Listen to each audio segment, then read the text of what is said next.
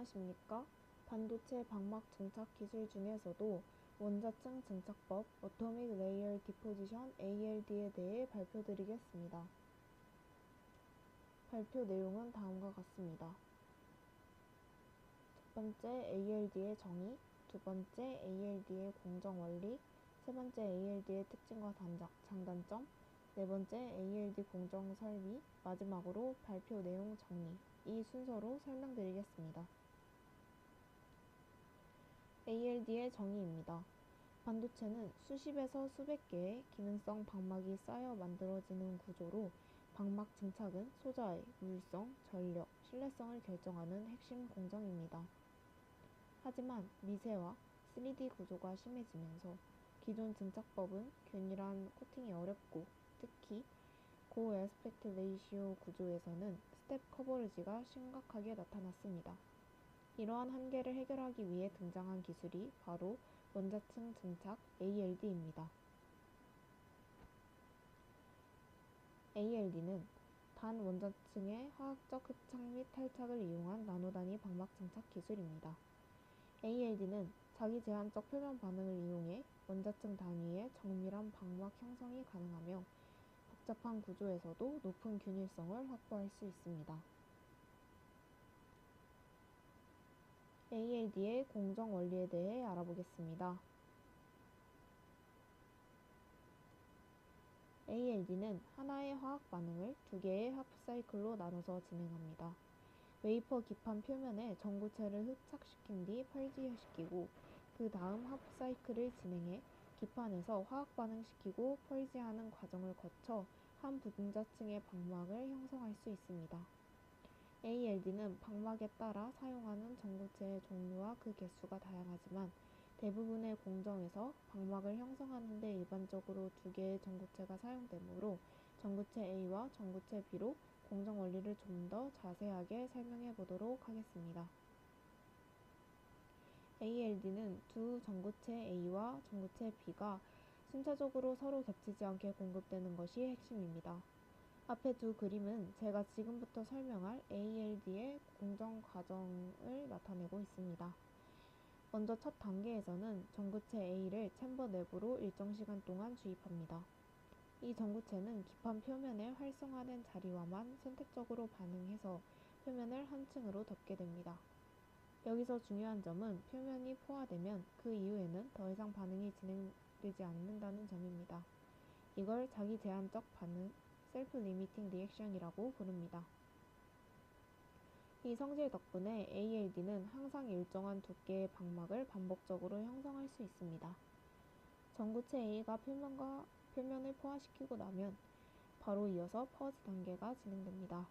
불활성 기체인 아르곤이나 질소를 흘려서 남아있는 전구체 A나 반응 부산물을 완전히 제거하는 과정입니다. 만약 이 퍼지가 제대로 이루어지지 않는다면 원치 않은 혼합 반응이 일어나거나 막 조성이 달라지거나 파티클이 발생하는 등의 문제가 생길 수 있기 때문에 ALD에서 퍼지는 굉장히 중요한 단계입니다. 그 다음 단계에서는 전구체 B, 즉 반응체를 주입하게 됩니다. 이 B는 방금 표면에 흡착된 A와만 반응하도록 설계되어 있기 때문에 역시 한 층의 방막을만 형성하고 그 이상 반응하지 않습니다. 이 단계 역시 자기 제한적 반응이기 때문에 과량의 B를 넣더라도 반응은 표면이 포화되면 자동으로 멈춥니다. 마지막으로 다시 한번 퍼지 단계를 통해 전구체 B와 부산물을 제거해주면 이제 A와 B가 각각 반 사이클씩 수행한 한 번의 ALD 사이클을 완성합니다. 이러한 사이클을 수백 번, 수천 번 반복하게 되면 정확하게 원하는 두께의 방막을 얻을 수 있게 됩니다.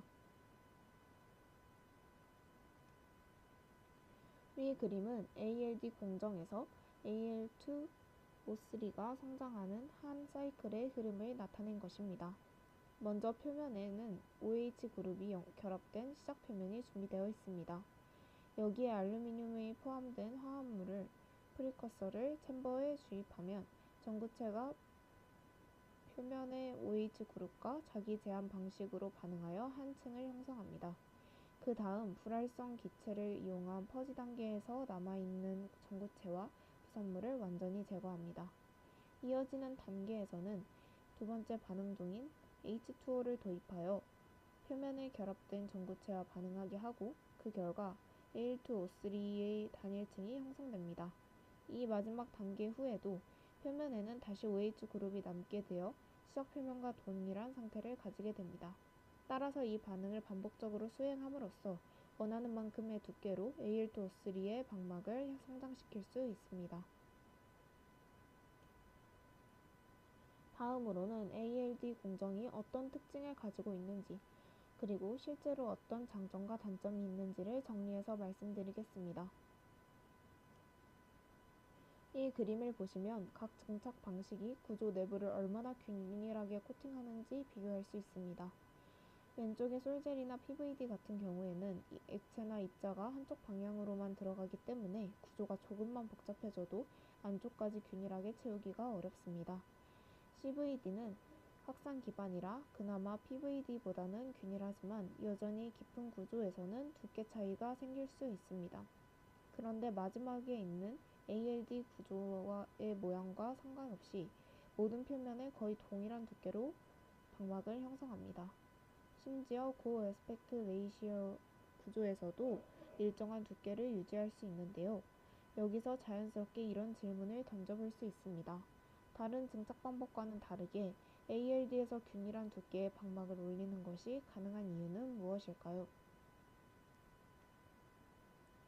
ALD는 기본적으로 자기 제한 셀프 리미팅 반응에 기반한 공정이기 때문에 일정한 온도 범위 안에서는 거의 항상 동일한 성장 속도, 즉 일정한 사이클당 두께를 유지합니다. 지금 보시는 자료에 나온 첫 번째 그래프에 표시된 온도 구간을 ALD 윈도우라고 부르며 이는 자기 제한적 반응이 일어날 수 있는 온도 범위를 의미합니다.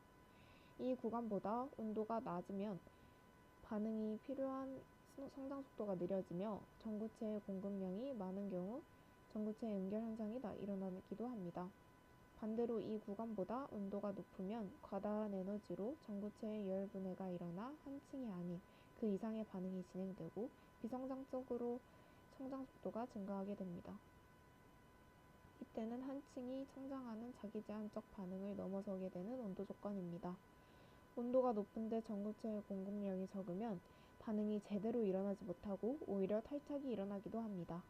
결과적으로 ALD는 ALD 윈도우 내에서는 온도가 조금 변하더라도 증착 속도가 거의 일정하기 때문에 공정을 반복하기만 하면 원하는 두께를 아주 정밀하게 맞출 수 있습니다.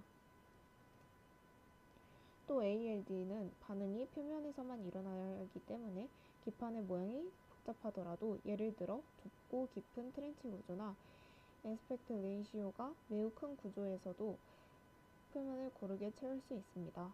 실제로 ALD는 90% 이상의 단차 피복성을 확보할 수 있는 만큼 울퉁불퉁한 3D 구조에도 균일한 방막을 올릴 수 있습니다.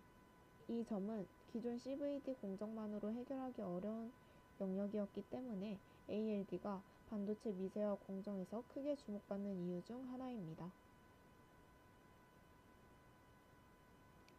이제 앞에서 말씀드린 특징들을 바탕으로 ALD의 장점을 조금 더 정리해서 말씀드리겠습니다. 첫째, 두께 제어가 매우 정밀하다는 점입니다.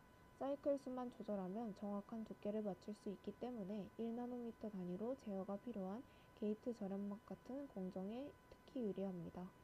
둘째, 우수한 단차 피복성을 가지고 있습니다. 아무리 구조가 복잡해도 표면 곳곳에서 동일한 반응이 일어나기 때문에 막 두께 편차가 거의 없습니다. 셋째, 고막질의 방막을 얻기 쉽다는 점입니다.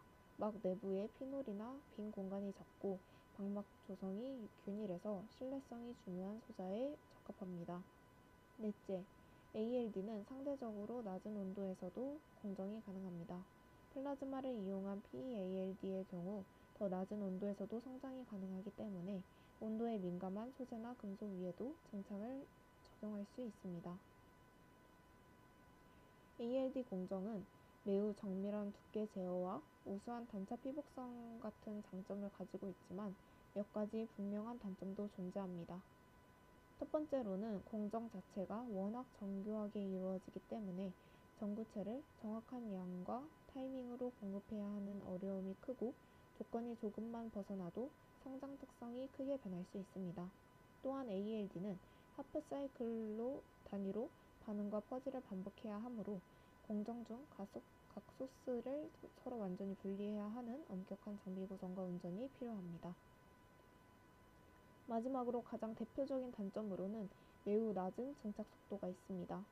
자기 제한 반응을 기반으로 한 층씩 성장하다 보니 CVD나 PVD 같은 공정에 비해 증착률이 현저히 느려 대량 생산 환경에서는 생산성 저하가 발생할 수 있습니다. 정리하자면 ALD는 낮은 증착 속도와 공정 중 소스 간의 분리 필요, 전구체 공급의 어려움과 같은 단점을 가진 공정이지만 정밀한 두께 조절과 뛰어난 단차 피복성, 그리고 우수한 막질 덕분에 핀펫의 K 게이트 산화막이나 디램의 커피시터 3D 낸드 구조처럼 고도화된 반도체 공정에서 반드시 필요한 핵심 증착 기술로 자리 잡았다고 말씀드릴 수 있습니다. 다음으로는 ALD의 생산성 향상 공정 설비에 대해 말씀드리겠습니다. 초기의 ALD는 전구체 A, 퍼지, 전구체 B, 퍼지 순서로 한 사이클씩 시간적으로 진행되는 방식이어서 생산성이 낮다는 한계가 있었습니다. 이를 개선하기 위해 등장한 장비가 바로 공간 분할형 ALD, 즉 스파셜 ALD 장비입니다. 전구체 A가 공급되는 영역, 퍼지 영역, 전구체 B 영역을 공간적으로 나누어 배치하고 웨이퍼가 이 위를 회전하거나 직선으로 이동하면서 연속 공정이 가능해졌습니다. 그 결과 동일한 ALD 반응을 훨씬 빠르게 수행할 수 있게 되어 생산성을 크게 향상시켰습니다. 이러한 장비적 개선 외에도 ALD는 다양한 기술적 확장이 이루어지고 있습니다. PALD는 플라즈마 라디칼을 활용해 반응성을 높이기 때문에 전구체의 반응 지연을 줄일 수 있고 100도 이하의 낮은 온도에서도 성장할 수 있습니다. 이 기술은 금속이나 유기물 같은 온도 민감한 기판에 필수적으로 사용됩니다. 정리하겠습니다. ALD는 자기 제한 표면 반응을 기반으로 한 원자층 방막 증착 기술이며 고에스펙트 레이시오 구조에서 뛰어난 균일성을 확보할 수 있어 반도체 미세화 시대의 핵심 공정으로 자리 잡았습니다. 속도가 느리다는 단점에도 불구하고 PALD, 스페셜 ALD 등으로 해결하려는 연구가 활발하고 앞으로 3D 구조 기반의 소자들이 증가할수록 ALD의 중요성은 더욱 커질 것입니다. 이상으로 발표를 마치겠습니다. 감사합니다.